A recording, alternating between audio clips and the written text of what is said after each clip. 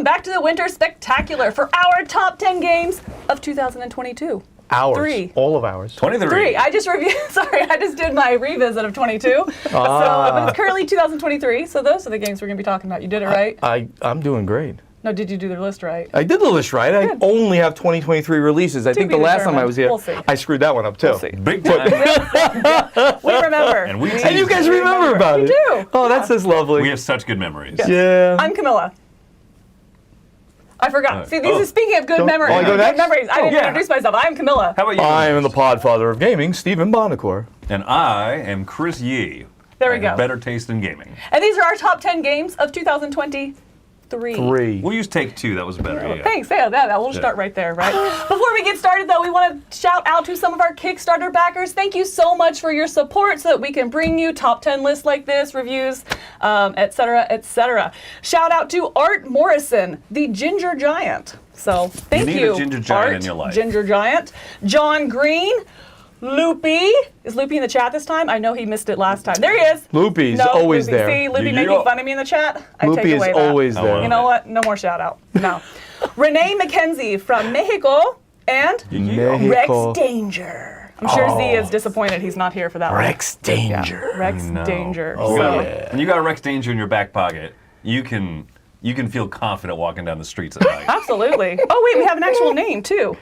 Do I share that? Are you allowed to? I know Rex Danger's real name. Living It'll be our dangerously. secret. I'll put that list behind. All right. Thank you for your support. Okay, before we jump in, anything you want to say other than these games are great?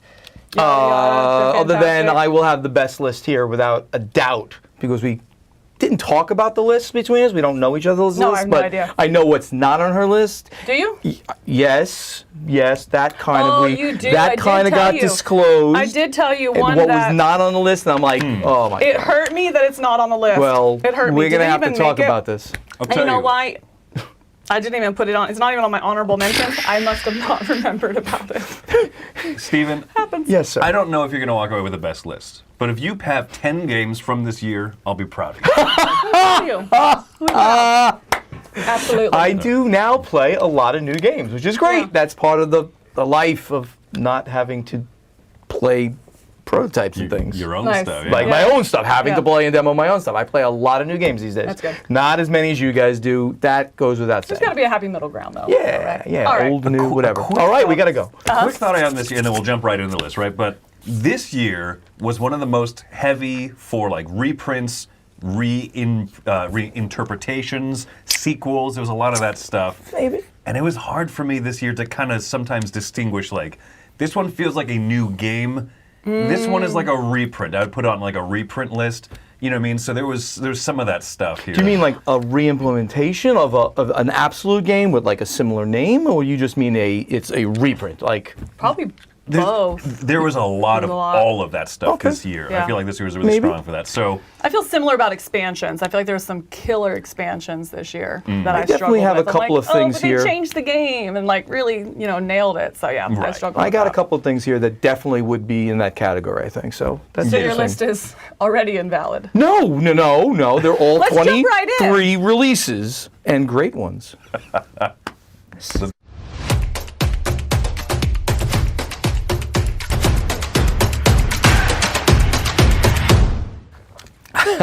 all right, so starting off, number 10. Game that I really enjoyed from the beginning of this year, or like really early on in this year. And I said to myself, I bet this is going to be my top 10 of the year. And it just barely is, because a lot of good games come out closer to the end of the year. But I'm happy this is still here. The game is called Bamboo. This is from Devere Games. Small box, but a good amount of gameplay in a very adorable kind of peaceful, serene type of theme.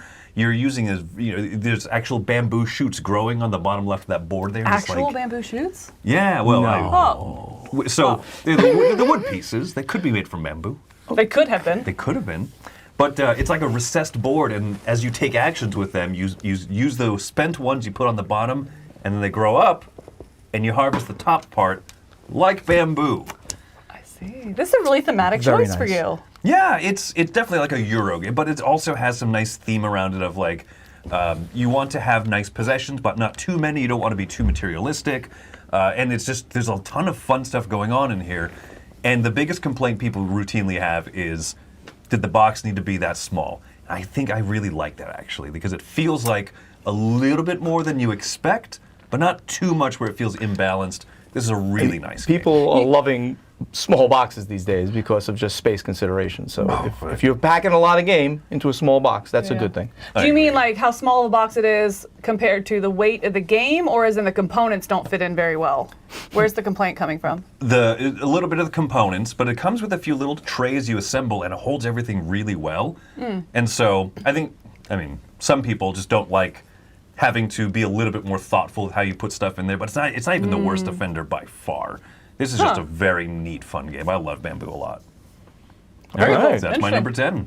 Oh, will I go second? I forgot. That's what you All right, sir. so I started my list. My next two games, 10 and 9, are going to be heavier games, and we're going to get to like more thematic later. But my first game, number 10, is Three Ring Circus. Okay. Have you guys played? Three Ring Circus is not. a game about starting a three-ring circus of your own, and you're traveling around the country. You are getting acts to put into the rings of your circus, and you are putting on shows in small cities, in large cities, and in the biggest cities. So, and you're getting more and more points as you do that, while Ringling Brothers and Barnum and Bailey, I think it's just called Barnum Circus or something like that, is actually traveling around as a clock in the game. So that when it goes a full circle around the whole country, the game is going to end. But this game it looks really, really cool on the table. Some people, at first you're going to look at it and you're going to say, the colors are killing me. But it's all about the colors that you would expect in a circus and things like that. Yeah, no, I so think it really fit real well. I thought mid-heavy-ish Euro. I mean, that's the way I would say. But, mid-weight Euro. This is a tiny box too, isn't it? No. It's a full size-ish. I mean, well, okay, maybe it's a... It's smaller than tickets, right? It's still a Yeah. square. Yeah, that's what I thought. Okay, that's what I thought. So this packs a lot of game into that size box. So DeVere also. Really? That's kind Yeah. of what they do really well. yeah, it took a little while to get my mind around it, but once I did, it clicked. It was really just smooth and fun. Three-Ring Circus by DeVere. Fantastic. Very All right, my number 10 was not originally, like, had I done this list 6 months ago, it would not have been on the list. Not because I hadn't played it, but because my big concern, or my big complaint about this game when we did the review was I don't know who I want to play it with. I felt like there wasn't enough turnover in the options and the cards at 2, and I felt at 4 it was just too long between your turns that you just got bored in the gameplay. This got patched. That's why it's on your This list. got patched, and it is Nice. ancient knowledge. It got patched, and they had at SN, they released a variant, an official variant, which they said was actually supposed to be released with the base game, but got left out, whatever. But anyway, this is a 2v2 game at that point, so 2 people are taking turns at the same time, so you're getting that quicker gameplay, but then you're also seeing the turnover because there are 4 players. I absolutely adored this game ever since then. It just completely shot this game up for me. It has to be 4-player? It does, yeah. Okay. It's a 2v2. Interesting. Yeah, so it's team-based. And really, like I said, all that does is just help smooth out that gameplay. And then you take the lower of the 2 scores, or you average the 2 scores. I don't remember the end, but I really like this. So you're playing out these cards into a time lapse kind of on your board where they're going to age each round, and eventually they'll fall off and go into your history. And you want to make sure that history is preserved. But that history that falls off with it is going to go to negative endgame points unless you've built your engine up that it's going to be positive. So this is one of those things where every card is unique, and it's all about finding that synergy and making sure that you have your timing down right so things are falling off with the right amount of knowledge preserved on it. And I just found it very exciting, intense, and pleasing. So Ancient Knowledge definitely, with those repeated plays and that additional variant, shot up into my top 10 and is the reason the one I still don't know if that one that we were talking about would be on because of this one. Wow. Yeah, because it would probably be below this one. I really enjoyed it. Oh, this one just missed my list. Like Okay, as I was an honorable mention. Yeah, I mean, no joke. As I was like organizing them, I was just like biting my nails, like, ah! This is what I'm so glad that you put it on because I think it's phenomenal. Some people I saw in the chat say like, oh, I haven't heard of this one. Really should. I don't know this one. It is, Such good card play. It's from Yellow. Yeah, from Yellow. Part of their little more experienced line, trying to do some of those little bit heavier games. I still put this at a solid, like, medium level. It's not super heavy, but Yeah. really good. It's all about those card synergies. You know, I love it.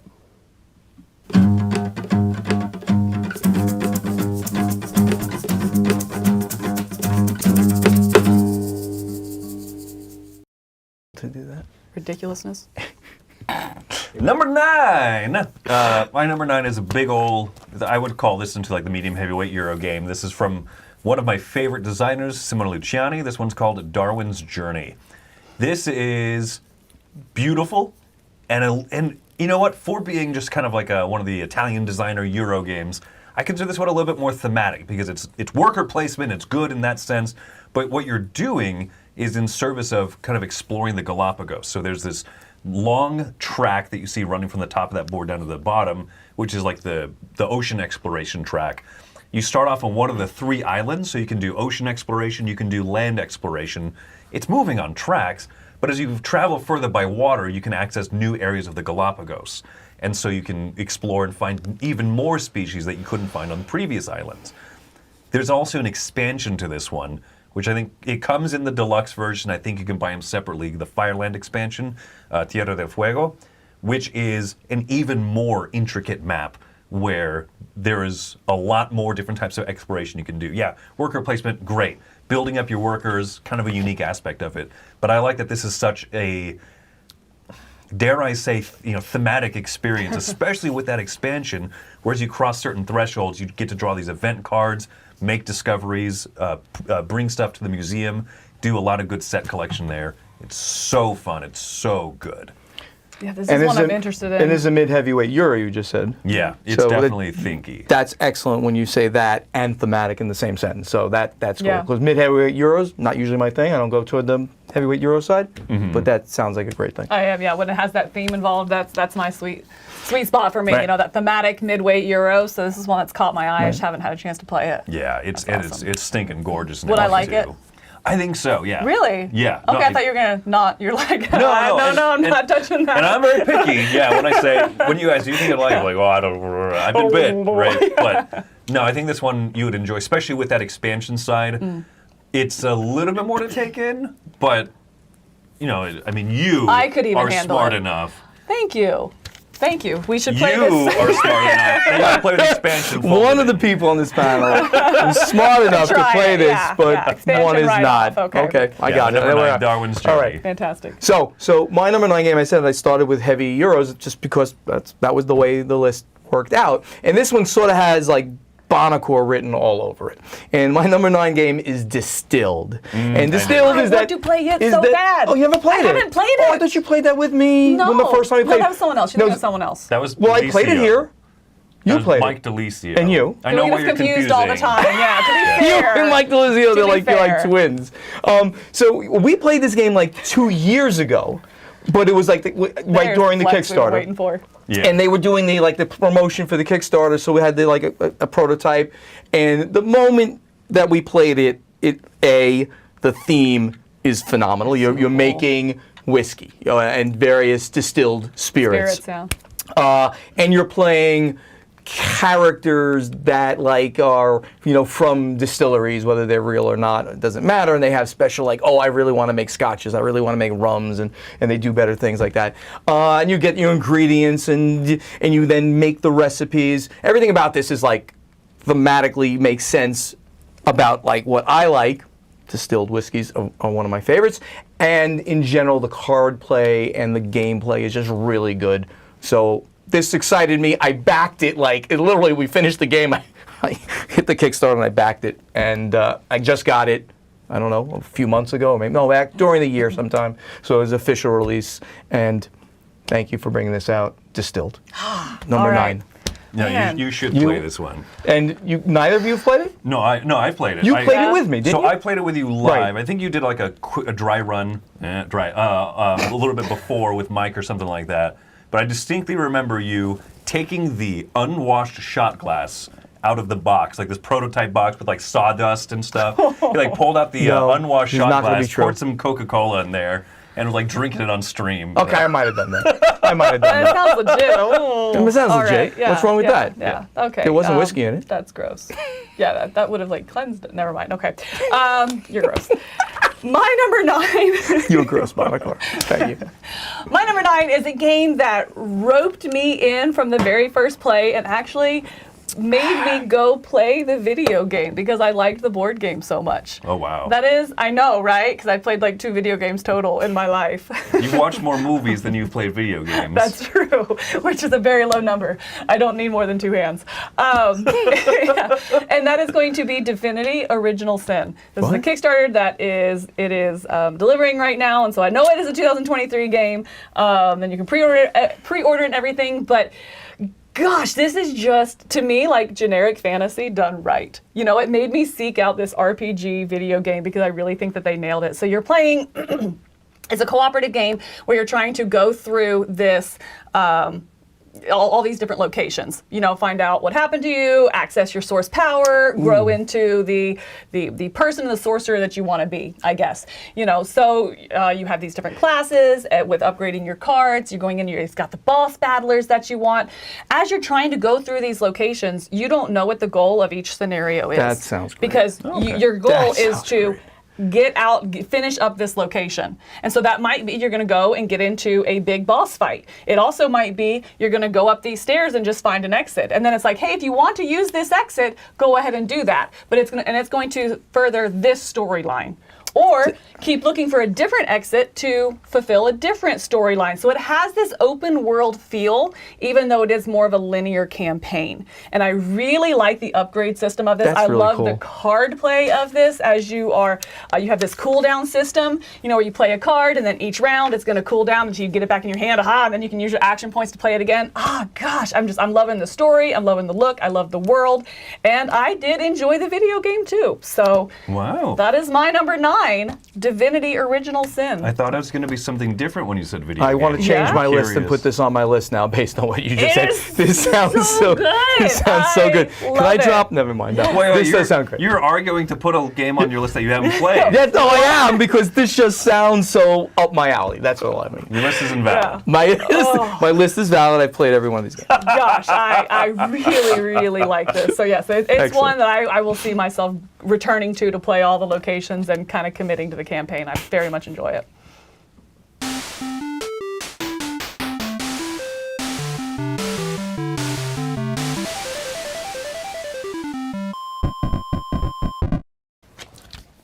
All right, number 8 is something, I'm going to say 2 words here with an and in between them. One of them, Buonocore, I know that you're a large fan of, and the other one, I assume that you're a fan of. This game is Cars. called Beer and Bread. I'm a fan of beer and I'm a fan of bread, but I haven't played Beer and Bread. Oh my god! So Beer and Bread's a really, really great the Scott Alms game. The design. It's a 2-player. It's a little head-to-head card drafting game where you are playing over multiple seasons, and so every single card that you have in your hand is multi-use. It feels like a lot at first, where you have like 6 cards, and you're like, "Oof! I can use any one of these to either harvest the resources on the top, or they are beer or bread that I can put out into my shops here to actually make them." And then the bottom part is a power. You can tuck them under your board. So you see there on the board, I have like a bunch of card powers on these different spots of the board, so that when I play, when I take these different actions, it feels amazing. When I harvest, I always get more grain. When I bake the bread, I spend the resources for that. I get a discount. So every single card, you're like, I want to use all 3 parts of this. It's so good. And that tension of not only taking the card you want, but knowing, since it's a card drafting game, only 2 people, you're like, crap, Milla's going to get these 5 cards. Which one do I not want her to have? Which one is more likely to come back to me? It's such a great tension. And it does even break it up a little bit more mechanically. I won't talk about it. Go watch the review if you're curious about the intricacies of it. But there's a lot in a very delightful small box 2-player head-to-head game. I like it a lot.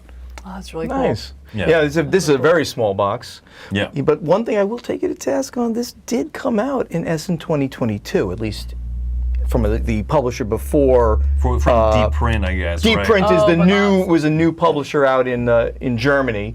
Yeah. But they had it there at 22. I'm not just saying. I I'm just saying. I didn't see it for sale anywhere. I saw it demoed. I don't know. Invalid list. Invalid. Okay. I'll give it to But you. definitely probably didn't hit America, certainly. Yeah, we until didn't- Pegasus Oh, right, brought it yeah. over. And we didn't get a copy here before or anything. So, yeah, I mean, it's one of those Corner squishy case, so areas. yeah, I'm not sure. I don't know. Yeah. Yeah, but either way, I mean, this is, which means I sounds played great. this in like February of this year, and Yeah. for it to be able to stick around through the end of the year and still be comfortably in my top 10, like that means I liked it a lot. Right, yeah. There you go. Good. Oh, All I right. go. That's All right. Very I keep good. forgetting that it's a weird order here. Okay, my next game is number 8 is going to be an odd one, and I'm sure it's not going to be on your list. It's from Arcane Wonders, and it's Mother of Frankenstein. Have you heard about this? I have. Well, All right, there we seen go. it, Mother of yeah. Frankenstein. Yes. It is a game where you are playing, I believe, one of the children of Mary Shelley, the author, right, of the Frankenstein novels. And she's left you clues to discover all of the interesting things about her writings and things like that. So it is a one-shot game with 3 different like modules in it, and you play them in a. You don't have to play them in order, but they kind of recommend start with this one and then play the other 2. And one's about music, and one's about literature, and one's about poetry or something. And you're literally a puzzle that you're solving with. Some have pieces where you're creating a ring that has to be in a certain order, and then it's very physical, and then you move like a dial to figure out what the shapes are that make the order that you need to do to solve the puzzle. Very hard to describe. It is elegantly done, beautiful components with these like foam pieces and things like that. Interesting. Is it single playthrough? This is a single playthrough, Okay. but they say on the box that you can reset the whole thing by got it. buying a reset pack Got kind of it. thing, Okay. Oh, which okay. sounds like That's it's like nice. every piece in the game actually almost, but so you're almost buying it again. But it probably send it to you in a different kind of package. But very interesting if you like strict puzzle games. So you can think of like escape room type game, yeah. but with a lot of story. I mean, Nice. literally very cool. deep story about Mary Shelley and her descendants that she's giving this information to. So my number 8, Mother of Frankenstein. Very cool. Yeah, it's come through the cool, office, yeah. and I've picked out or looked at it a couple times and just haven't been able to play it. So that's awesome.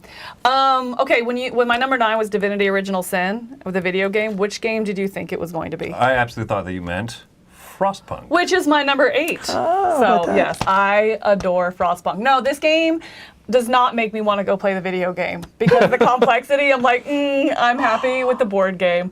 Yes, That's right? what's on the board? Right? Oh, no. It's amazing. That looks It's so so good. cool. Okay, right. okay, and it's functional too. You put cubes in it, and they may or may not come out the bottom. It's a cube tower, like It's a cube tower. Wallenstein. Yes, it is. What's It's the other game functional. that was based on It's a Wallenstein? cube tower. Oh. It needs to be there. It's so good. I love it. Okay. So in this one, it's like the world is dead, and you're trying to reestablish your colony here in this like barren wilderness, right? So you have to go out and you have to collect these resources, but you also have people that you have to figure out what to do with them. So do you put them to work? Do you make a children's shelter, or do you put the children to work here? So you're making a lot of these political decisions. It's great. It's fine. It's fine. Don't worry about it. I played it both ways, died both times. You die no matter what you do. Either So way, that's the you're important gonna part. die. We're all going to die, so the children are going to work. Send the children away. This one though, it's just full of really fun decisions that come back to help or haunt you later in the game. And I love that mechanism. So I first encountered it in Robinson Crusoe, Adventures on the Cursed Island, I think is what the subtitle of that is. But Robinson Crusoe, you know the one. And this is only the second game I've ever seen that in, where you're making these decisions and do you want A or B? All right, I'm gonna go with A. That means B is out of the game. That is never an option. Also A, I gotta shuffle it in this deck. And here in some random round in the future, it's gonna come back and either offer some sort of boon, or it's going to completely wreck your gameplay. And again, in the meantime, you're also managing your people and you're trying to go out and find resources, find other settlements, meet some end goal. It's very complex. It's very discussion heavy for a cooperative game, but the production is really what sold me on it. Not just the production like aesthetically here like you see, but also just the way they handle such a complex game with taking the roles and assigning to the different characters. So you're all specifically, all have a player aid, but your player aid is specific to your role, so that you only have to learn part of the game, which again, brings everyone together. Everyone has a role, and it feels like you are participating in a specific manner in this this colony that you're trying to build and survive. So, I love Frostpunk. It's so good. Yes, also, if you look it up on BGG, it says 2022. Yes, I know when I put it on my list because we did not get it here in office till 2023. So to me, it's a 2023 game. Again, like you were saying, it's right there on the line. Yeah. This was not available at Essen. So, yeah, it's 2023 to me, and that's all. It's fantastic, and I wanted to talk about it. Oh, well, so Mark, exactly. It's so good. I'd rather be able to talk about the game, even if it was like an edge case or something. Yeah. Nah. And Yes. if you want invalid lists, I like that. Yeah.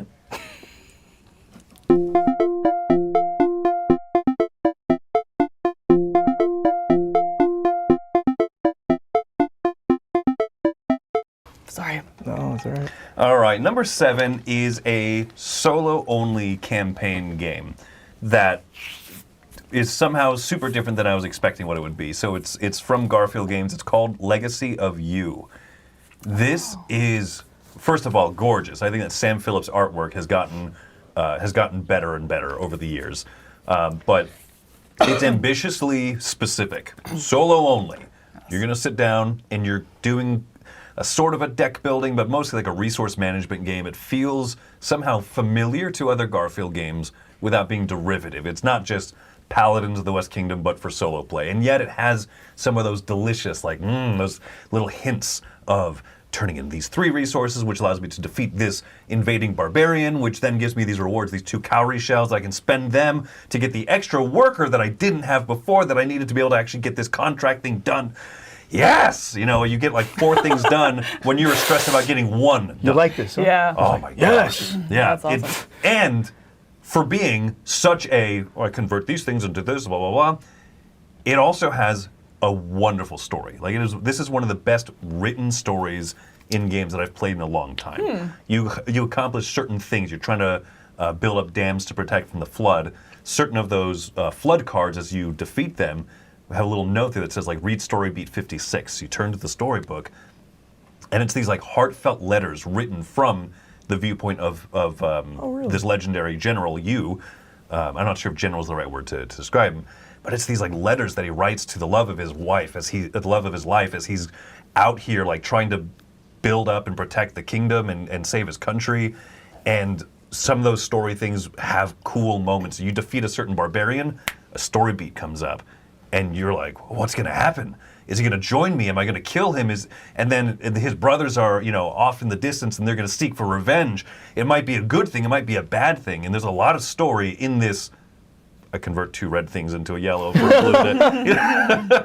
So it's surprising all around. Is it legacy? Not legacy. I'm sorry. Like a campaign then, or because you talk about these story elements, is that within one session, or is that over the course of multiple? Both. So some things will interesting. happen Okay. in between, but then also as you win, you read a different story beat that will introduce a mechanism that makes it harder. If you lose, you read a different story passage that will give you a little boon. Okay. And so it's the first, if you win 7 games in totality, or if you lose 7 games in totality, that's kind of one interesting. playthrough. But it's resettable.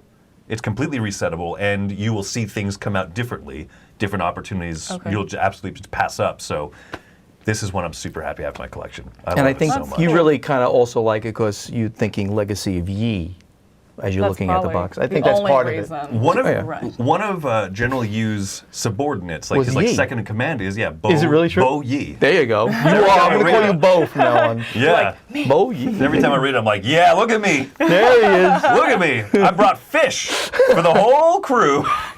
Very good. Looks like Sandre there agrees with you as well with that super chat. So. Yeah. Thank you for the super chat. All right, my number 7 game. It was something that came out of Essen that I didn't get, but I played it after on the way back. And everyone was talking about it there, but I missed getting it. It's called Pass. And it's a very light game. It's a card game. Woo! Got Only a with great some cover. just wild, crazy. It's What? people have. It's weird looking, but it says pass. Yeah. Somewhere out there it Does says it, pass. though? You are. People have called this game a kind of a colliding of Tishu and Scout.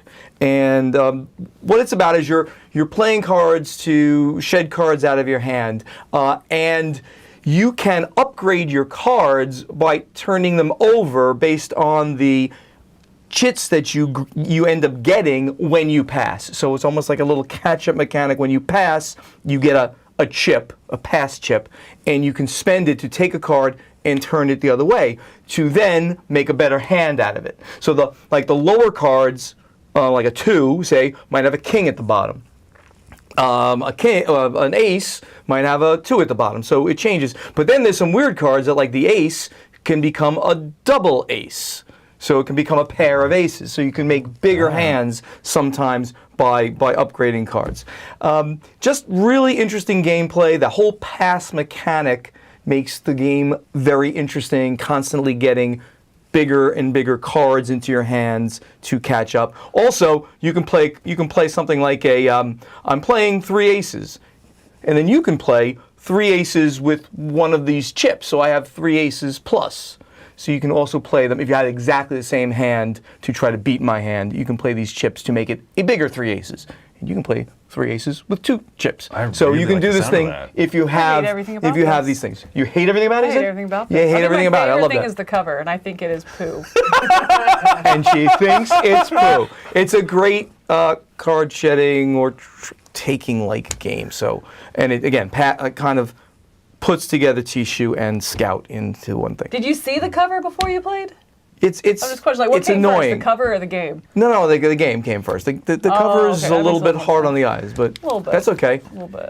No American publisher has picked this up yet, so it's a great ladder climbing trick taking game. A lot of those feel the same to me. This one sounds neat. I like that idea. Thank you, Chris. And now, Yeah. if you're an American publisher thinking about picking this one up, try a new cover. Try a new cover. I don't mind. Really. I'm not married to that cover.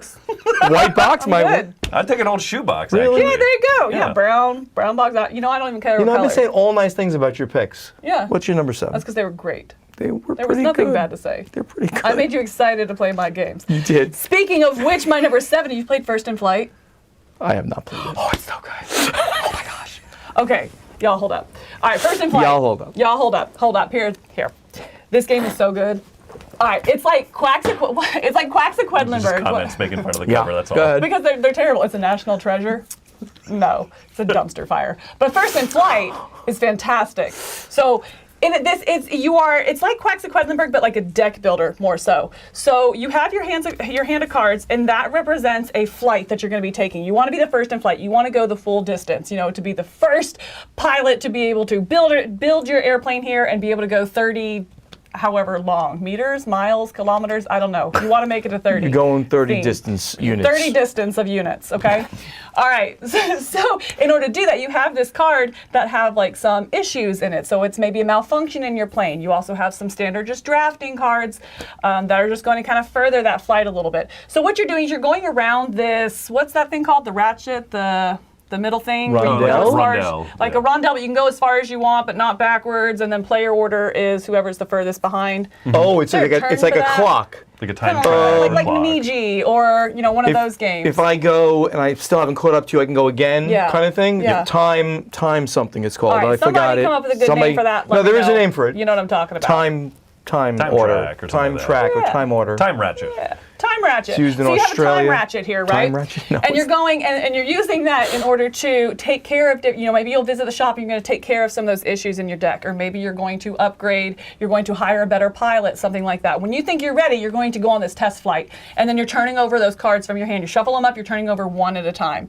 trying not to bust. Right, and so you have to decide that push your luck element of when are you going to play that card, that final descent. Like, all right, hold up, my plane's falling apart. This flight isn't going like I want to, and you start the descend, something like that. Because if you bust, bad things happen. If you go as far as you want, then good things are going to happen, and maybe you set yourself up in better turn order for next time. So just a lot of good decisions of when are you going to invest in your aircraft versus when are you going to take it out for a test flight to get that little bit of reputation and get ahead on that track. I love the balance of this game. I love the push your luck element. I love the deck building, and you have to thin your deck because if you have too many problems in your hand, then you're definitely going to crash your plane. It's just so many good decisions, that tactical decisions versus the strategy. I adore First in Flight. It's like It feels like Quedlinburg with a little bit more oomph behind the game, and it's cards, not bag building. I hate everything about this game. No, I don't. you don't, I because don't. it's a good pick. It sounds like a good pick. I You're do. welcome. Look at that cover. It's gorgeous. Oh my god, your cover sucks. I love it. I like the time sounds like. the time track mechanism. In fact, it's one of my favorite. Time ratchet. It's not a time ratchet. There's a name It's for it, now. and I just can't think of it. Australia uses it. Several games use that where you keep going. Oh, like the time travel game, traveling around the world. That traveling through time, Trekking through history. That uses it too, right? If you go Yes, until Yeah. right.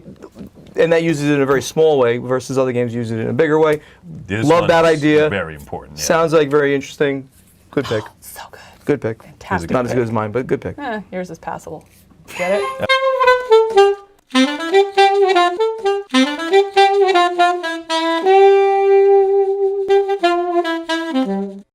Oh, okay. I got it. Here we go. That was good. Yeah, I like it. All right, my number six is a game a little bit out of my wheelhouse, but one that I enjoyed tremendously, and that's called Last Light. This is the. Have you played? So you're just pandering to people in this room? No, I'm not. Oh my gosh. Yeah. No, strangely, I'm not. Game is a good I don't know. I think you're pandering here. I might have played it. This is one of the Yeah. games I've played the most, I think, this year. Like Yeah. to actually, and that's part of the reason why it's on this list. I enjoy Yeah. the card play. I love play out action cards until you want to take that turn to refresh the actions back into your hand. I like that with the refresh card. Once everybody has it on the table, then the board spins.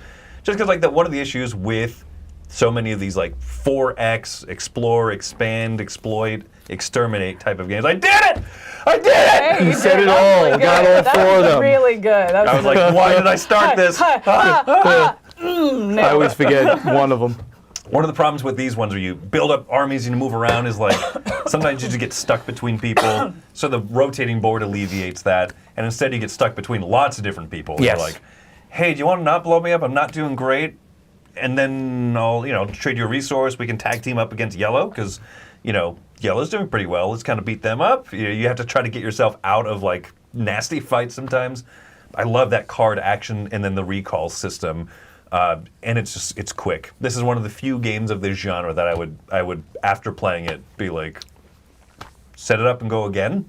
Okay. I love that Back about to this. back. Wow. Yeah, it's quick cool. enough. I enjoy what's going on enough, especially because I've gotten pretty decent at teaching it, and with a lot of games of this genre, sometimes you play it once and you're like, woof, that was good. I hope I get to play it again soon. And this is one of the times you can say, let's make that soon, like right now. Right now. Yeah, you can That's just cool. play a 4X game again, like in the same amount of time. So Yeah. this may or may not be on my list. I'm not going to say anything. I'm not going to give Is it anything your away. number 6 Not now? going to give anything away. Okay. Oh, but I got to go right now. But it's not my number 6. It's my number could- 19. It's way. No, okay.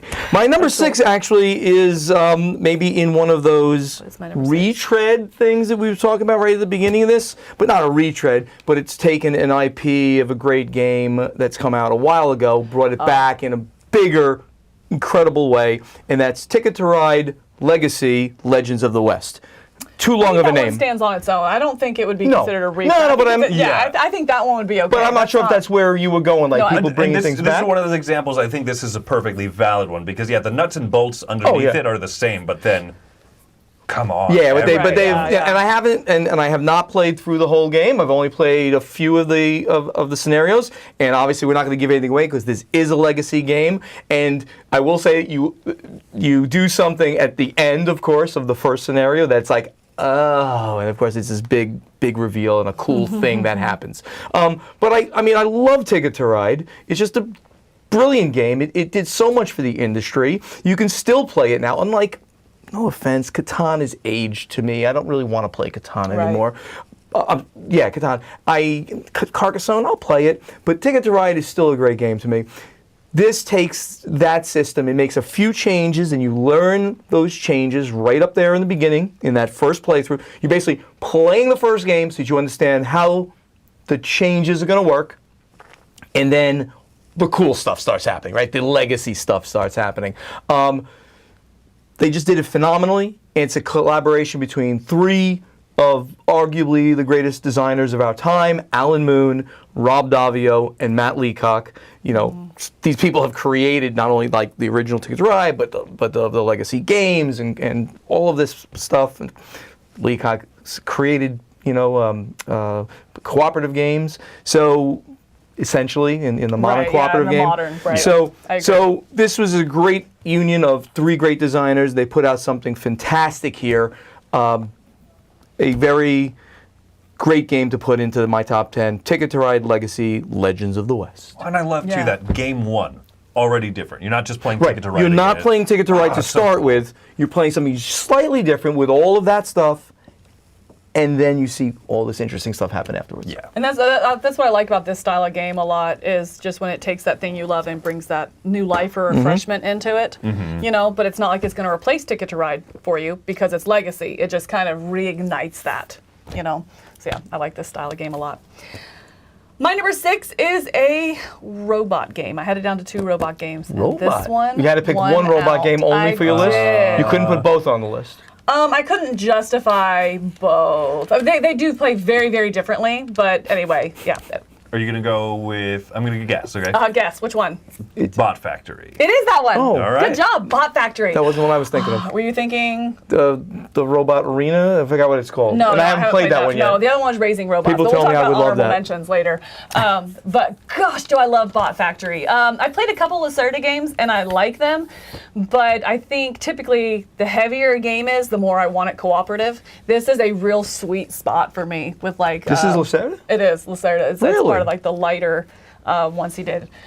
So yeah, so it's a take on Kanban EV. But it's a lighter version of it, and it is such a sweet spot for me, but you still see those Lacerda design elements to it. You know, you still have the executive actions.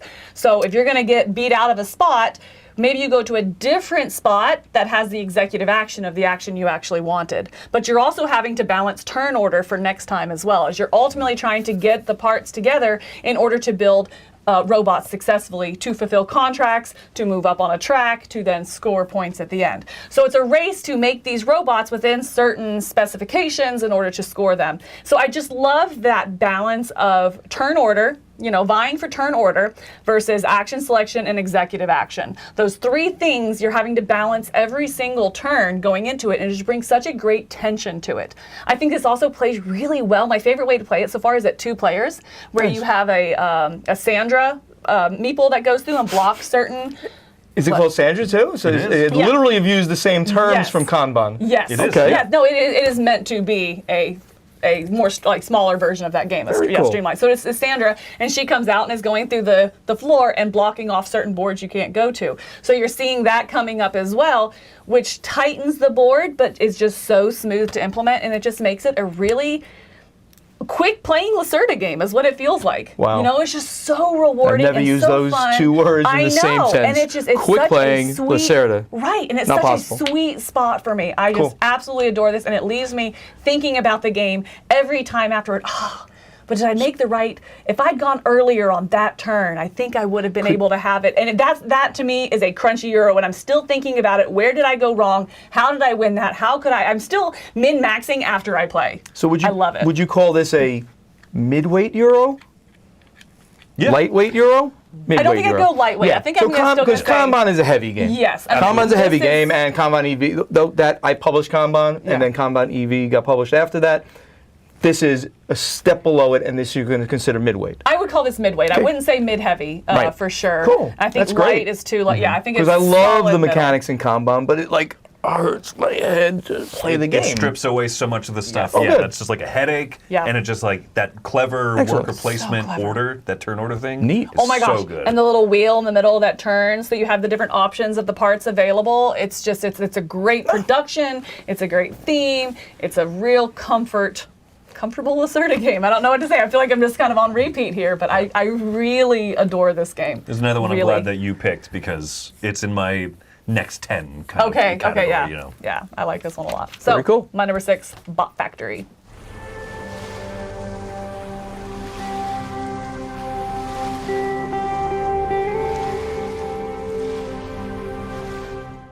Sure.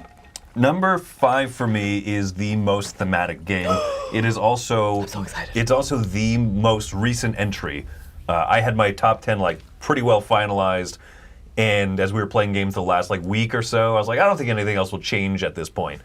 And then this one absolutely shot right onto the list. The most thematic game on your your list? list. On my list. Okay. Okay, it's the most thematic game that would have been on my list. I don't know how you feel. So the game is called Dutch Resistance Orange Shell Overcome.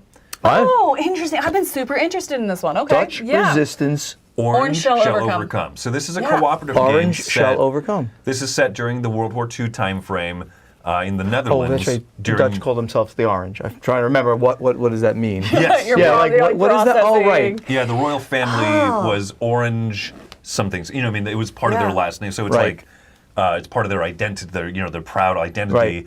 Especially because this is during a peaceful resistance movement to German occupation during World War II, and it is a solid cooperative game. A bit long is probably my biggest complaint, but you are going around trying to get the resources you need to fund different types of operations based on which scenario you're playing. You're moving around trying to avoid detection. Every time you move through a checkpoint of police officers or soldiers on the board, you have to draw essentially a crossroads card, like from Dead of Winter, and it reads you this situation.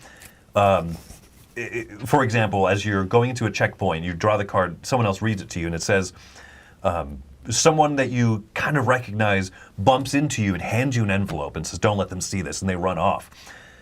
As you approach the checkpoint, what do? Do you turn it in and say, hey, something suspicious happened, or do you try to keep it hidden from the inspectors and stuff? And then that's like a neat one where you're like, oof, well, what's going to happen from this? But then there's some like truly heartbreaking ones in here. Like this is the most emotional I've ever gotten during a board game ever. Really? With Oh, some of wow. the choices. And I don't want to talk about what they No. are specifically because I will start crying probably. yeah, like Oh, I'm like tearing up a little bit because Right. like the very first one we drew had these implications for affecting people's lives, and it Wow. hits home because Dead of Winter's fun. The other Crossroads games like Forgotten Waters and so are fun, but this one is historical and hits so hard. Because knowing, you know it's historical. I'm sorry, I stole your words. Yeah. Absolutely. Yeah. The designer Marcel, he did an amazing job. He has family in this game, like represented in this game. wow. He's done the research. The back of every character card, because it has like those co-op tropes. Oh, I'm the person who's really good at getting bus tickets. You're the person who's really good at doing this aspect I'm of the it. healer. I'm the Yeah. logistician. Yeah. You flip that little character card over, and there's like a really intense biography of all the stuff that these people suffered and the lives that they led. And when you play this as just a cooperative game where you grab the red resource and turn it in to bump up the track, it's a great cooperative game. But when you let yourself just kind of become overcome by that theme, it's an experience. That's interesting. And this is a Crossroads game? No, it is not I by the believe same. It's not Crossroads. self-published, if I'm not Okay. mistaken, right? Yeah. Oh, you mentioned Crossroads. I wasn't sure if this is part of that. No, it's functionally, that's kind of what it is. And I think that Gilmore did some development work and stuff on Okay. it.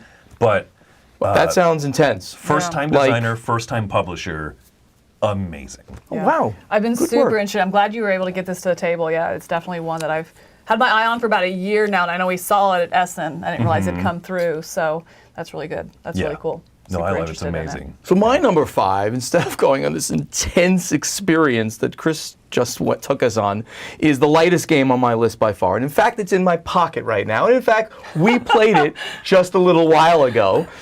And I'm going to go out on a limb and say this is going to be nominated, or it's going to be in consideration for Spiel des Jahres of next year. Oh. And that is Kabanga with an Hey, exclamation point. Kabanga! And there it is. It is cute. an extremely light card shedding game where there's 4 suits cards, and there's four different colors. Those are the suits.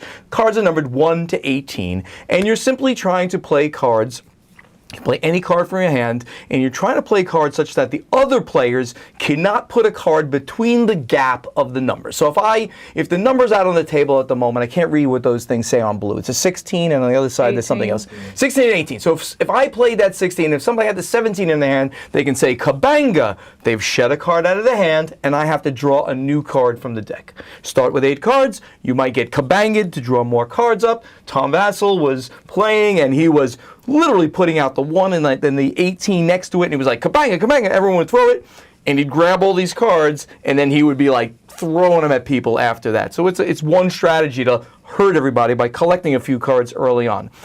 It's like black magic. Hurt yourself to hurt everybody else. Now, very light. There's, randomness of cards. There's just enough strategy to keep it interesting. The cards themselves have pips on them, and those are your points that you will score at the end if you don't get rid of them. 0 is the best score in the game. You're trying to get rid of your hand, get no points. I have played this game more times, I think, than every other game on my list because it's that fast, and I've only gotten this game 3 weeks ago, at BGG Con. So if you figure that out, right, it's just every time I just take it out. These guys, some liked it, some didn't like it, but it's light. It's on purpose. It's just a quick filler game that I can see myself putting in my pocket, in my cargo pants, and bringing it any place to play it. Hey, we got 10 minutes to play a game. Here we go. Boom, boom, boom. Play it, and then we got to go out for dinner or something. Well, it sounds like it's good that you'd play with your family or non-gamers. This is like that. Spiel des Jahres weight. So it's literally the lightest, right? That's what they're tending to. There's no more like Spiel des Jahres games that are really big anymore. They're really family. Like Llama was nominated. Scout, of course. There's a little more strategy to Scout than this one. So those are the games that this game would be in that category of fast-playing games. So Kabanga, it's not even out in English yet, though the English rules are available. Kabanga. It's a Gen Con release for 2024 for Amigo USA. Oh, okay. Oh, nice. Yeah. Okay, so it's already been picked up. That's cool. It was neat. Well, that means Amigo Germany, so Amigo USA will take the game. Okay, that's good. Good. Here it's coming this way. My number 5, I was drawn in by the theme and stayed for the Euro goodness. It is what? No, I think that's really funny the way you put it. I was drawn by the theme, but stayed for the Euro goodness. I did. It is a thematic Euro. That is Trailblazer, the John Muir Trail. I was drawn into this because of the hiking. I've never hiked the John Muir Trail, but I would absolutely love to. I think most of my hiking has been more East Coast. But anyway, I was drawn in because of that, and of course, Andrew Bosley art, and I'm a sucker for both of those two things. Things here, but then stayed for the goodness, the resource management here. You're going out on a hike, you're trying to get to the top of this mountain. I think my favorite thing about this game, it reiterates it multiple times in the rule book, and every time I teach it, I'm like really hound on it. If you don't reach the top of the mountain, you're not eligible to score at the end of the game. I love it. Like you have to reach the top of the mountain. Don't reach the top, you can't win. Right, exactly. I think there's 12 rounds, either 12 or 13 rounds, and there's 10 steps. So you have like 2 kind of flexible ones where you don't have to hike that day. Because if you're going on a hike, you gotta hike. You don't go to the hike and don't go out for a hike on the John Muir Trail and just hang out at your base camp for 4 days. No, just go home. Do that in your backyard. No, you're on the John Muir Trail. Hike the trail. Anyway, I digress. So, I don't think you've ever hiked the John Muir Trail. I haven't. That's you're right. Being a poser. I'm invalid. No. Oh no. Poser. Invalid list. She hasn't done it. Invalid. No, but I love it. And so you have to have the right resources to go on the hike that day, and that's going to change depending on the weather. If it's a really sunny day, you might need extra water. If it's going to be a really cold day, you might need extra food to keep you warm. Different things like that. So you have these resources that you need to go on the trail, not mitigated, but altered by the weather. But then, of course, there's all these little side trails you want to go on as well. The famous waterfall over here you want to go check out. So you need extra supplies to go over there and see that, and then collect that card, which is going to go into some set collection. As you go up the elevation track, you're going to get different boons and other ways to score. Just pretty much you're scoring your experience here on the trail. I love it. It's so good. It's so pretty. It's so thematic. It just makes me happy, and it's a little piece of the outdoors. I feel like every time I play this, I feel like I've experienced the trail without actually having hiked it. So yeah, drawn in by the theme, stayed for the mechanisms. It's so good. Quit laughing, just play the game.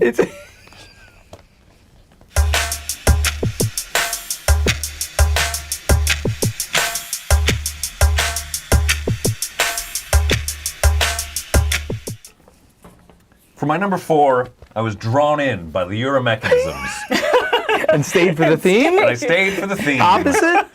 Kind of, actually. So my number 4 is Barcelona. This is the debut game from Danny Garcia, a designer that I have my eye on now. He also did Arborea. So talk about like opening up with a 1-2 punch there. It's amazing. Yeah. So Barcelona, the first one that came out this year from Board and Dice.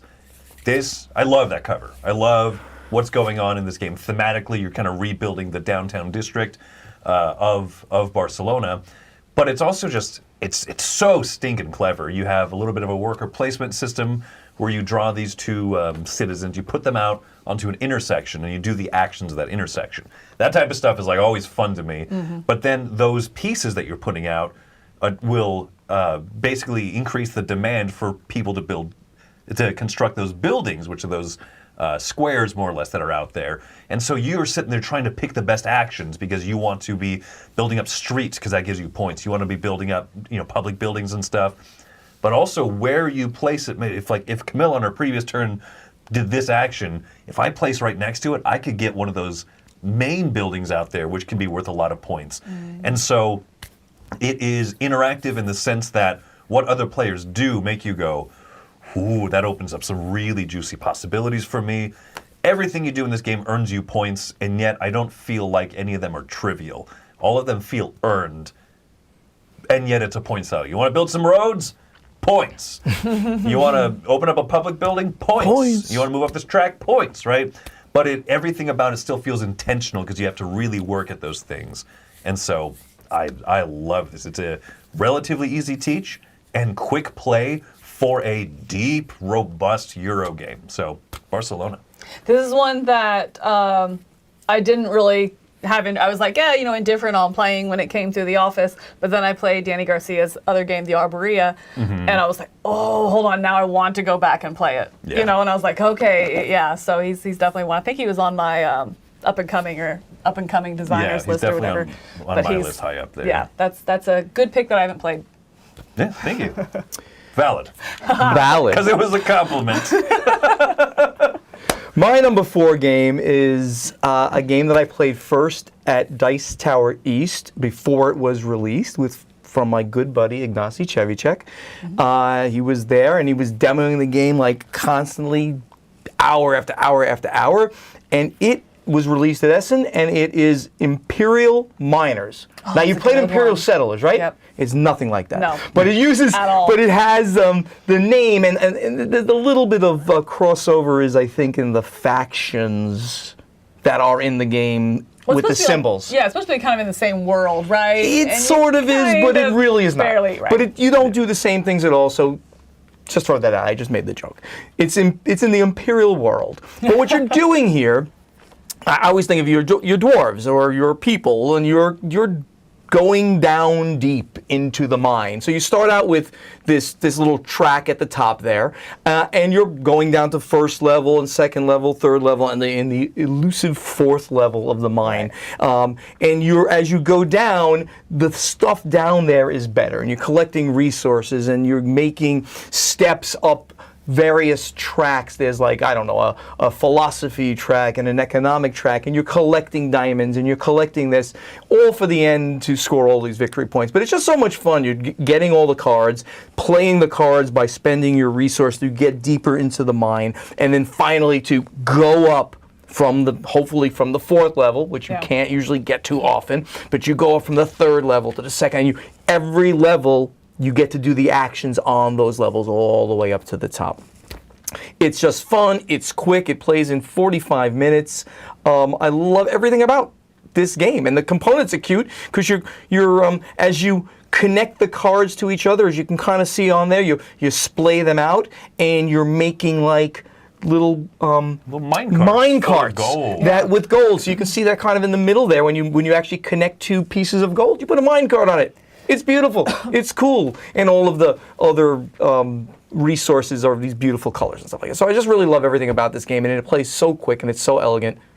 Imperial Miners by Portal Games and Ignacy Cevic. It's fantastic. I've shown it to 2 friends, neither of who are hobby gamers, and both of them looked it up to go buy it right then. It's just it's such a good game, and I think I had it on my top 10 weeknight games list as well. Because just short. Yeah, you can play it 3 times if you want a weeknight. I come home from work, but I still want to feel like I did something worthwhile, but not too overhead, I mean, it's just such a smooth gameplay. Yeah, really good pick. That's and a good one. You can teach it and play it immediately. It's just absolutely easy. Yep. I was laughing. Someone in the comments a little bit ago said, "Oh, I didn't play this game because I'm over nature themed games." So this is for you, because just go ahead and tune out on the rest of my list. Pretty much. All nature all the time, coming up right here. Take me out of it. It's a good year for nature games. There's a lot of mushroom games, and there's so many nature games. There's animals and absolutely. and plants all over this year. Absolutely, it's very refreshing after all. So which is the next one which you pick? I'm indifferent on. So my next one is Life of the Amazonia. I just found this to be really, really pleasing. A really pleasing bag builder, where you are getting different elements to put in your bag and pulling them out 5 at a time each round, and using those to pay for your landscape here. So you're building out your landscape. You're also putting animals into your Amazon in order to ultimately score some of the scoring mechanisms out there as well. It has tracks for the track lovers in us. It has bag building for those Ameritrashy kind of, I want to have some randomness in my game, with a lot of what I found to be mitigation. So it didn't feel too Euro-y, it didn't feel too swingy. It was just such a perfect middle ground of those 2 things for me. I very much enjoyed this and find it to be a very, very pleasing game. So this is probably the one I most look at and go, yeah, I should play this one. You haven't? Yeah, it's really good. Like I said, I feel like this is one of those that just has something for everybody. You're a Euro gamer, you're an Ameritrash gamer, you're a not gamer. It's light enough that you can teach your family. It just checks so many boxes. I want to play with the parrot. He looks so cool. Yeah, right? It looks really nice. So good. Yeah, so it's a very pleasing game. It just makes me happy to play it. My number 4, Yes. Life of the Amazonia.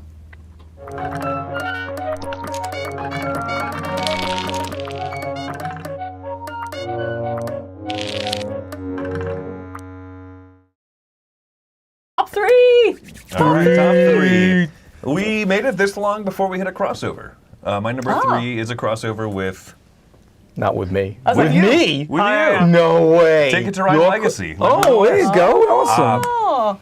I don't know that there's too much more to say about this. Everything you said, right? I mean, there is infinitely more I could say about it, but I shan't for spoiler reasons. Shan't. Is that really a word? Yeah.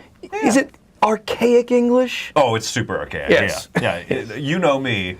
I'm all about the archaic. I still use Facebook. Okay. You're not one of the cool kids. Yeah. Okay.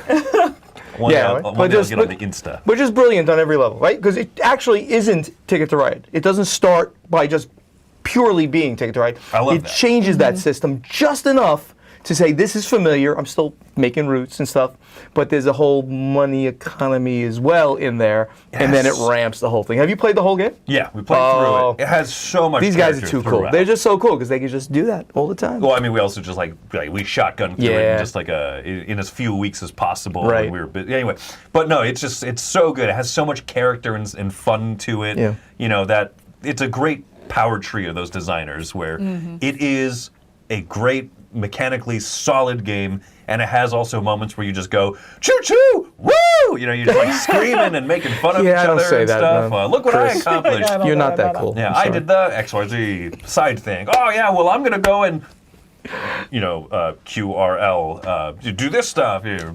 So it's just phenomenal. Have you played it at all, Camilla? Have you? I've touched not. it? No. Have you seen it? You're waiting. I have. Well, I mean, they played it here in the office. They played through everything, and so the 4 of them. Cool. The 4 of It was them. 4, wasn't it? Yeah, it was right. Okay, yeah. Played through it. So I mean, I heard it being played, but no, I've not. Wasn't invited. Nope. Sorry. I had other things. I'm to sorry. Do. I'll play with you if they don't I'm play good. with you. Okay. All right. So my number 3 is another crossover with you, Chris. How about that? Hey. And I picked this game not because of, but despite that man that's sitting right over there. I can almost touch him, Roy Cannaday. He's a hack. That's my favorite quote. It is Last Light again by Roy Kennedy, the hack. No, but no. Again, I'm saying this not because he's sitting here, not because he's a friend, but literally, this is an achievement. This game, the fact that you can create a 4X experience that plays in an hour, that has all those elements, and everyone's taking simultaneous turns. It just works so well, and you want to play it again. And you're not going to be able to say that with Twilight Imperium 3, 4, 1, whatever one you like. So this just Land, Air, and Sea. So many of those, yeah. And Roy's, and it's the way that it ended up being produced was a testament to Roy's vision of the game too, because it got produced with all the 3D pieces. Gray Wolf knocked it out of the park. Gray Fox. Sorry, Gray Fox. the other great company. Gray Fox knocked it out of the park with the production and all that. So yeah, Roy, kudos to you. Kudos to Gray Fox. Fantastic game. Kind of like how you said with Bot Factory, it's like the Lacerda, like the approachable one, the one you can play more regularly. Like I'm not getting On Mars out on the table very often. Right. Sometimes by choice. I'm like, I could, but oof, you know what I mean? Do you want to work that hard? Yeah, I haven't played Twilight Imperium in years. Right. And I'm going to play Last Light frequently. Yes, Mm-hmm. yes. Yeah, that definitely hit the table more for sure. My number 3 is Earth. I love this game. It's so good. It's so pleasing. I think my favorite thing about the game is how you're actively involved the entire time. So on your turn, you have the boon of getting to choose which of the 4 actions you want to take, but everybody else gets that sub-action as well to either play a card, gain some soil, there's 4 different main actions. And I love that you get that lesser action, but then every single turn is triggering their engine that they've built over here in this up to 4x4 grid of cards. So if you choose the brown option, for example, to get soil, then you go through and you trigger all your brown cards. I love engine builders and I love tableau building. This is like the best of the best because it's both of those really well done. And also you're triggering it so much during the game that it's just this constant feeling of excitement every turn. Oh, I hope you choose that. But you're also kind of hedging your bets. You haven't played a card in a while. You're sitting on a lot of soil. So I'm betting that you're going to play a card. So on my turn, I'm not going to choose that option. I'm going to choose a different option, hoping that then I'm ready for the option that you are choosing. So you're really looking at what other people are doing and trying to pick the best option, not just what you need, but hopefully setting up the right series of events. You've built this great engine, and you get to trigger it over and over and over in the game. That's what I want out of an engine. Let me use it. And this one does constantly. What someone said to me, the person who taught this, Alex Schmidt, who taught this game to me, he said that this game is as if Wingspan, which he makes, it's from somewhere, and Terraforming Mars had a baby. And they created, and Wingspan, it's bigger than both of those games in every way, but they have using some similar mechanics to create this. So 2 smart adults created an even smarter child, and that's Earth. This is a fantastically designed game. I told Connor over at Inside Up Games, this is your Terraforming Mars, man. Really focus on this game and ride this game out for years. I think he's going to be playing, doing more expansions and doing more things in this universe. It is an excellent game. It's on my honorable mention list. Fantastic game, yeah. And because every card is unique, there really is so much replayability. You take that deck of cards out, and it's kind of like the first time you see Ark Nova, and it's like this massive stack of cards. You're like, oh! And you realize that you are going through a lot of them because you're putting a lot of them into your compost pile as well, which are then going to be points at the end of the game. But if it's in your compost, it's face down, which means it didn't even come into play in the game. And that's great. So there's so much replayability and so much combo-y goodness, and every engine you build is different.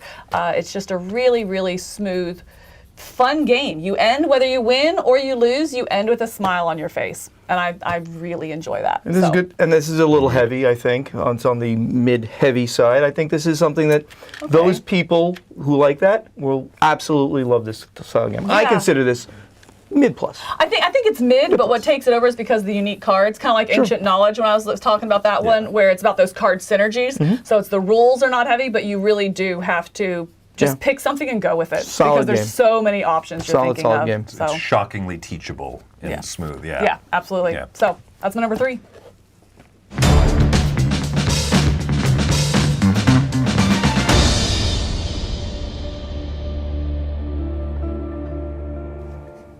I'm putting my notepad down right now because these two You got the games, rest of these? You got These two games Okay. are so top two that they just sing to me. All right. Well, my number 2 is one of those games that is a bit of a, as I said, a bit of a reworking and stuff. But I consider this distinct enough to be on this list here.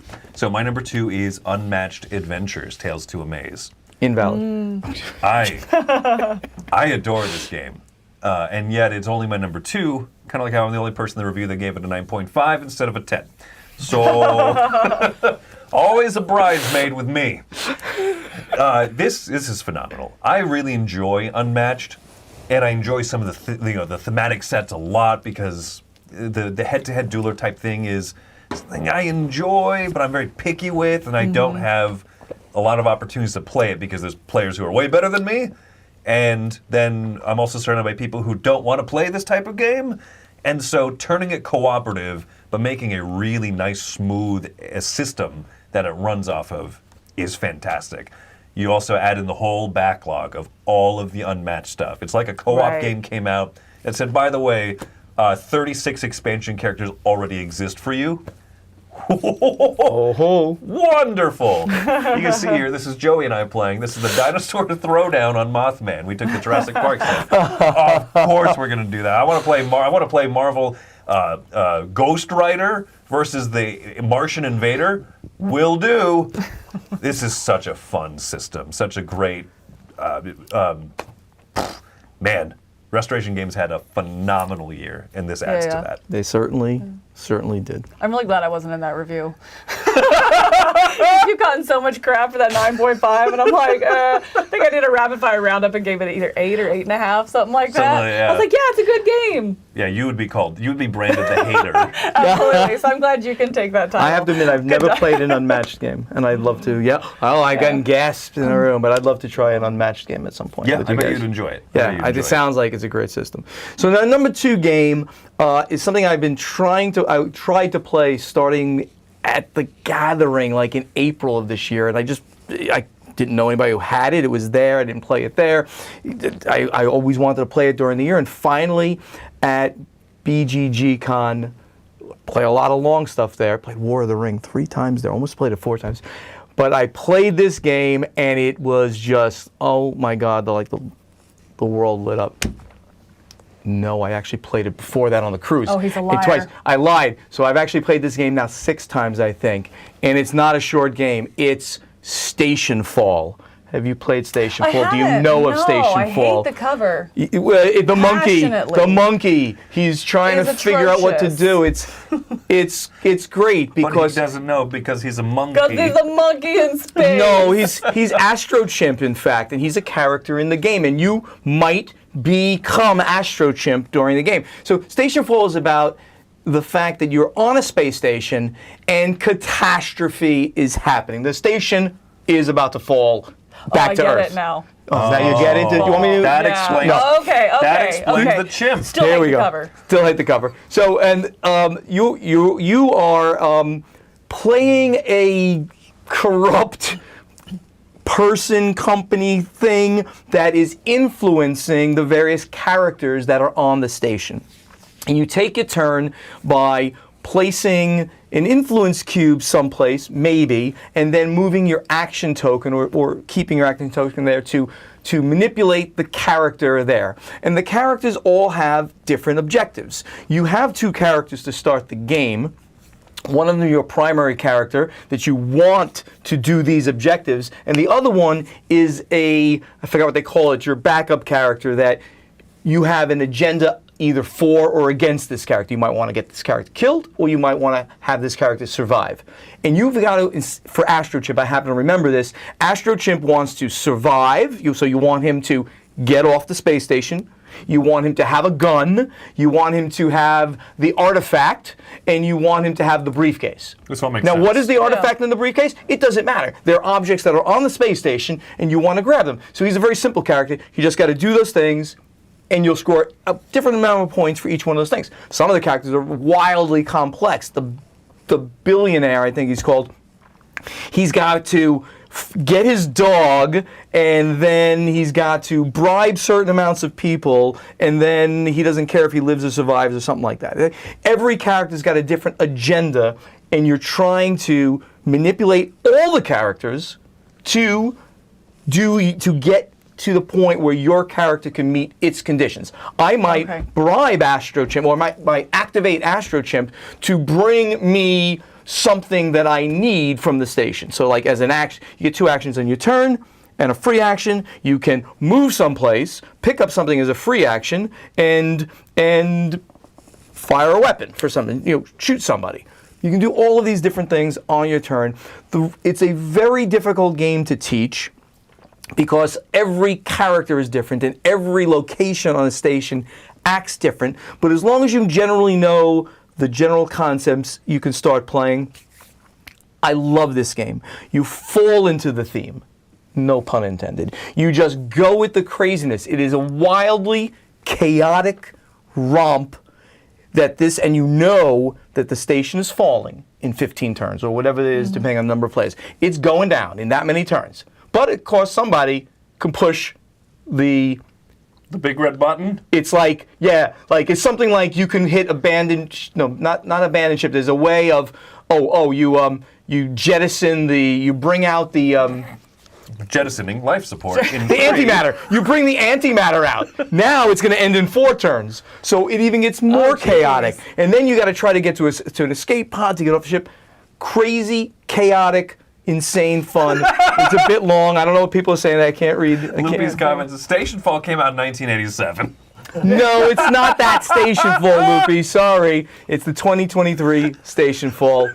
Love this game. I've played it about 6 times now. I'm trying to figure out if I would hate it. That was all over the map. Yeah. I have no idea. And it where I really stand on is this. hard to play this game when you first get it and you're starting to hear about it, because I don't understand what this character is supposed to be doing. Well, you don't need to know about the objectives of that character unless Don't worry about the chimp with the gun. Right. Don't worry about the chimp with the gun. Don't worry about it. So, and it creates stories after you've played it. So it's my number 2 game of the year, Station Fall. Sorry you don't like it, but this is brilliant. I don't know where I stand. It could swing either way. That for was a me. huge journey you took It's a us on. journey. Get your I eyes took off it- my list. I saw you looking. No, not looking. There's only 2 more games. What are they? No idea. I would allow you to teach me that game. How about that? And I can teach it, actually. Oh. Yeah, I can teach that game. Very So cool. at some point, it's a long game. It's going to be 2+ hours plus the teach. Wow. Yeah. Oh, I did not expect that when you were explaining it. No. There's That's a lot another going part on of the here. journey. Yeah. The information just keeps coming. Or some clown is going to walk over to Project X and release Project X, and then this 2 rounds sometimes. in, you're like, I don't like this. Yeah. So because some people want Project X to come out. All of a sudden, this huge miniature comes onto the board and it starts eating people. It's crazy. I wouldn't expect that Another either. part of the journey. Another part of the journey. That's insane. This is an insane journey of Station Fall. Check it out if you like chaos and storytelling in your game. Like I know less about it. Yeah. The box cover Wow. is more descriptive than the last 5.5 minutes. But it's a legitimate pick. All right. My number 2 is, I'm so excited. I got it to the table just the other night, and it's just as good as I thought it was going to be, because it's good. It is the Fox Experiment. I Keep hearing good Had you not things. played it till just a few days No, ago? well, I played it live, but I feel like that doesn't count. It's 1, such a because it was different live. experience, 2, because it was like a year and a half ago, and 3, because it was a prototype, and so I don't consider that, Right. because anything can change. So I played it just the other night, and then I just keep going back to it. I really enjoy this. I like I think I describe it as it has a roll and write mechanism in a bigger game. Because you're rolling this dice, you're making your dice pool based on the 2 parent foxes that you draft out. And I like, that right there, I love the drafting element of this. Each round, you need to get a male parent, a female parent, and you need to choose a turn order. You need to do those 3 things. That's the first half of the round. And I love it because you're like, do I go for the turn order and get the boon that I want and make sure that I get my pick next time? Or do I get that mail that I really, really need in order to build the dice pool off of? Because the parents are what are going to build your dice pool. Then you take that dice pool and you roll them, and that represents the traits that have been passed on to the offspring, to the pups that you've made. So then you use those pups, and then eventually the next round, those pups you made become the parents. Aww. And so it's kind of this dice, roll and write building, dice pool building game and mechanism. Generational fox game. Yeah, exactly. Where you're trying to go for specific goals because you have goals. I want to have the foxes with a lots of bushy tails and really friendly barks or whatever it is. Lots of bushy tails. What kind I of want tails? like 17 tails. 7? Nah. I want 10 tails. No. 10 tails on the fox. So no, I don't. But you want these specific traits to be so strong, and so you're going and you are choosing the genes based on that. I just really love that forward thinking. But then again, it has that swingy nature of the dice, but a perfect amount of mitigation. Not so much mitigation where you always get what you want. You might just be a little bit shy, but enough where you feel like you can mitigate to really get what you want, having these little halves that you put together and building out your own individual player board and upgrading it so that you have little special boons each round that other people won't. So you have that autonomy to build up your own research the way you want to. I love that about it. It's pretty easy teach, and again, because it has that roll and write element, it feels familiar and comfortable, but there's a much bigger game behind it. I keep seeing people playing this all over the place. Yeah. So. My favorite part about this is when the chimp with the gun blows up the space station. Right. That's the best part. Oh my gosh. So my number 2 is the fox experiment. That's the...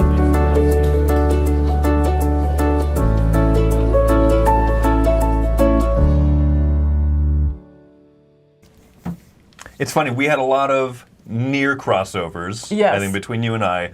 I'm ending with yet another crossover with Buonocore, actually. No, There you this is go. ridiculous. There you go. Mm. I didn't think you liked me that much. I don't. Or liked Oh, my he games. doesn't. That's awesome. My number 1 is a standout from this year, and that's Distilled.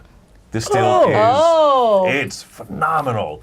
Mechanically, it's so good. It has a little bit Got of a to get push your this. luck type of system where as you're trying to distill out your drink, you don't know which ingredient's going to fall out.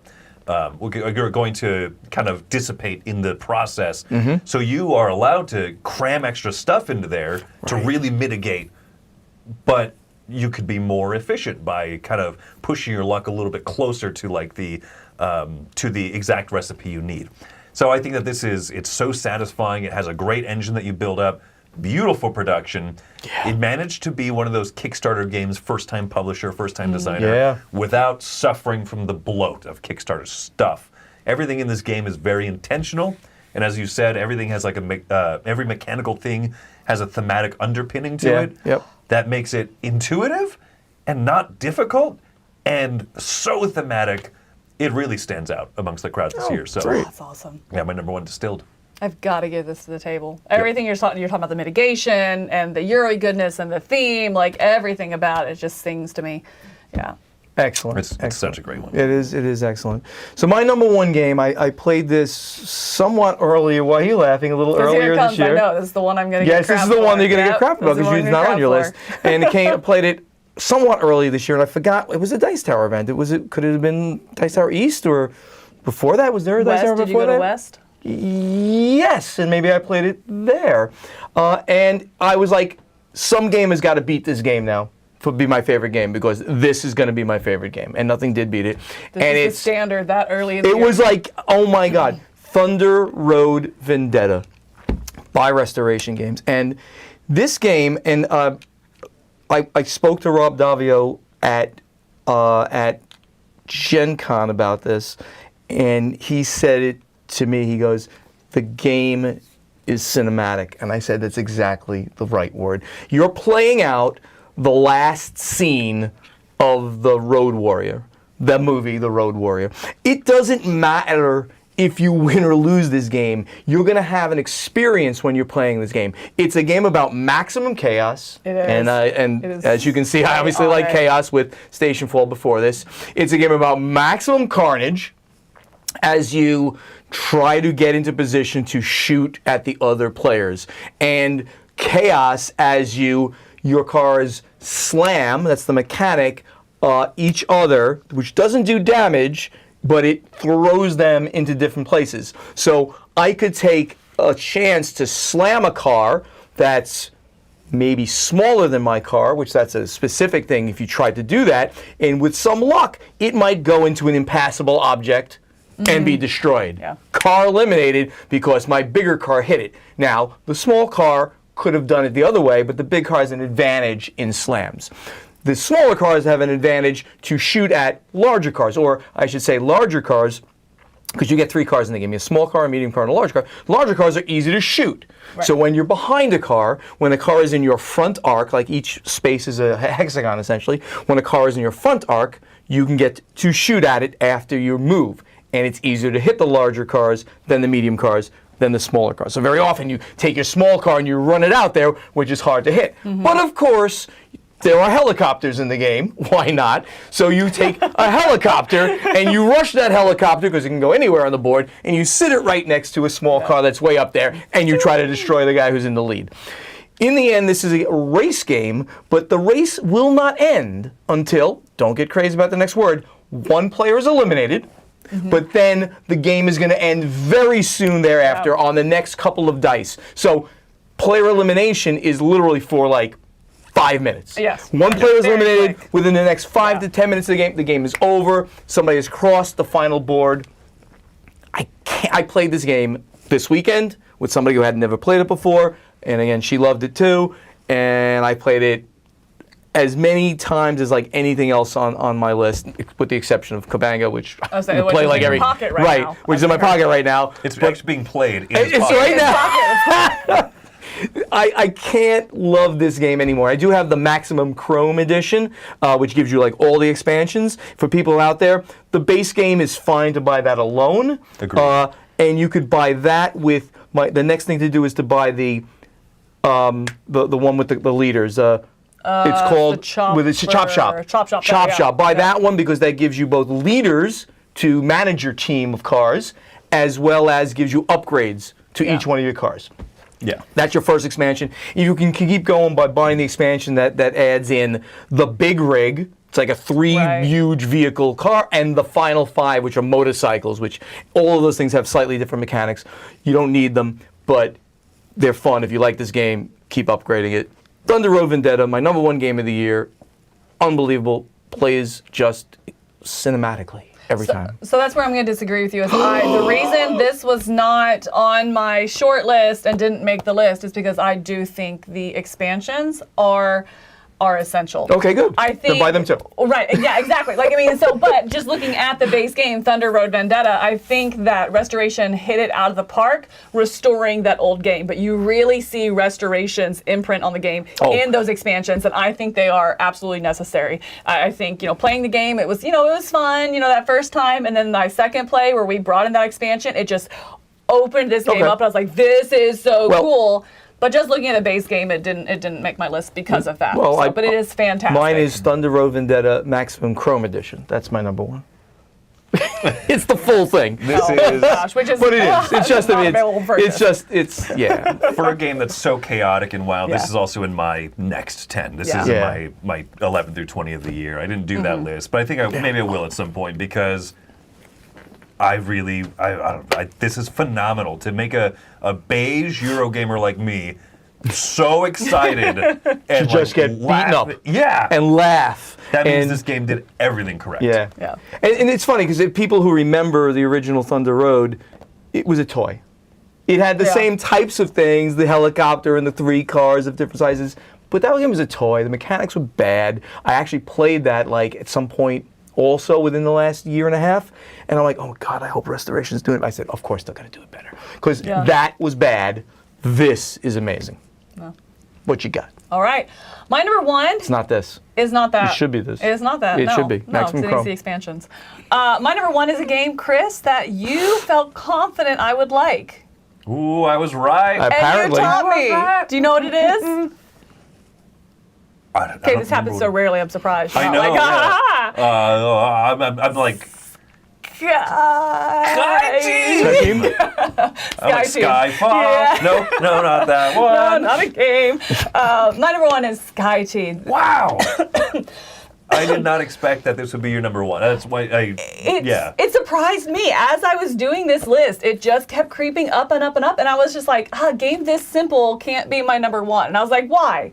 Who's to say it can't? It can't. It really is simple. You can explain it really quick. It's a two-player only game, and it's a two-player cooperative game. The way I kind of have described this to people that I teach it to, I'm like, you know how the crew is that limited communication in a cooperative game, but it's really frustrating because you're trying to communicate something and they're not getting it up, like picking it up? This is like that, but it's with dice and doesn't have that frustration behind it.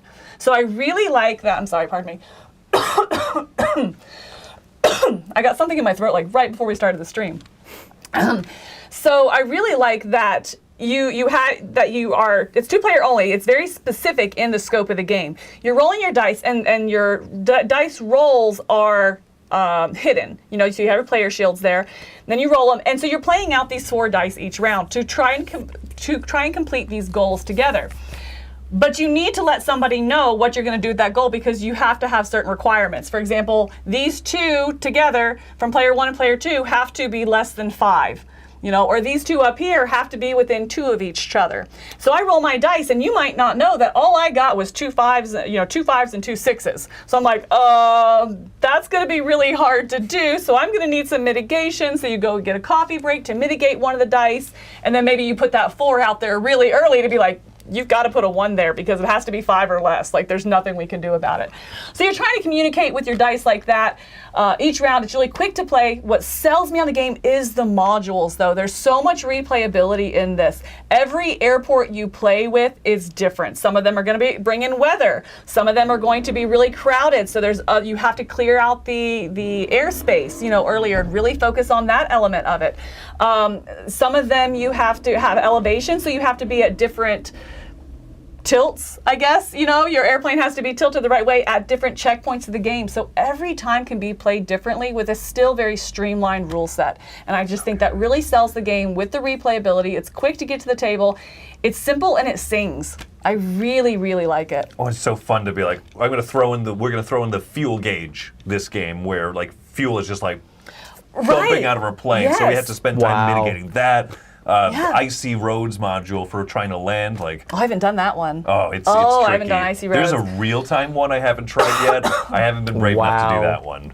But like, there's anything and everything that you can kind of throw into a very simple framework. It's so good. And it's really good. It has a really good tension to it with the cooperative games. Out of the box, the very first module or very base gameplay feels difficult, but I've always won it. And that's not a flex. That's more of like, it's right where you want that difficulty to be, where it's challenging, but feels like you have a chance, and then you win. It feels like, wow, I did so great. Let's add something different. And so it really inspires you for more plays. I just keep hearing great things about this. Paula said she wants me to get this game, so I think we're going to be getting this game. So It's really good. fantastic. Really recommend it. 2-player co-op. Absolutely. Fantastic. Yeah, so that's my number one.